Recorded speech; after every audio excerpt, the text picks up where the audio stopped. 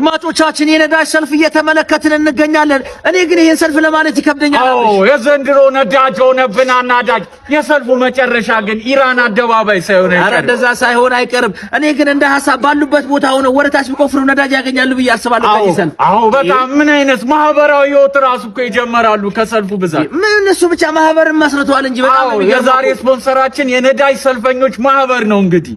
እኔ ግን ይሄ ሰልፍ ደርሶት የቀዳ ሰው መኪናውን ከነዳው በጣም ጨካኝ ነው ብዬ ነው ማስባው። በጣም ለታሪክ ለቅርስ ነው መቀመጥ ያለበት። 2018 ተሰልፌ ደረሰኝ ነው ማለት ያለበት።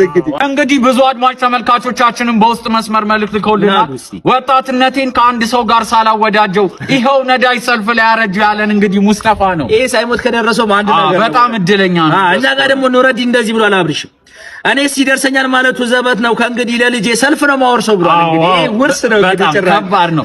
24 ሰዓት ቆመን ሰልፍ የሚያጭበረብሩ አድቡ በሏቸው፣ ተው እግዚአብሔርን ፍሩ ብሏል። ኧረ እነዚህ አድቡ እንደዚህ ውሃ ነው የሚሆንበት። እንደዚህ እርስ በርስ ከተሰራረቁ ከባድ ነው። እኛ ጋር ደግሞ አቤል እንደዚህ ብሏል። ነዳጅና ናፍታ አረኬት እናምጣ እሁድ ተሰልፈን ድጋሚ ሂድ ወጣ ብሏል። ገና ነው አንድ ሳምንት ቆመ ያረጁ እያሉ በጣም እስቲ እናንተ ማሳባስ ሴታችን በኮሜንት እየገለጻችሁ እንግዲህ ያልደረሳችሁ ይደርሳችኋል ብለን ተስፋ እናደርጋለን። ፈን ስፓይሶች ነን ከልድ ማስጫ